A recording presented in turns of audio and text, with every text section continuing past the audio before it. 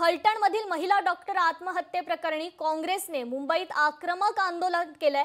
Doctor संपदा मुंडेंना न्याय मिळावा यासाठी हे आंदोलन करण्यात आलेलं आहे। दरम्यान पोलिसांनी मात्र आंदोलकांची धरपकड केलेली आहे। या आंदोलनाला पोलिसांकडून परवानगी देण्यात आली नव्हती आणि तरी देखील काँग्रेसने हे आंदोलन केलेलं आहे। अगदी तीव्र स्वरूपाचं हे आंदोलन केलेलं आहे आणि त्यानंतर पोलिसांनी आंदोलकांची धरपकड सुरू केलेली आहे। मुंबईच्या मरीन ड्राइव्ह परिसरात काँग्रेस कार्यकर्ते आक्रमक झाल्याचं पाहायला मिळालं। फलटणमधील महिला डॉक्टर आत्महत्येप्रकरणी काँग्रेसने हे मुंबईत आक्रमक असं आंदोलन केलंय।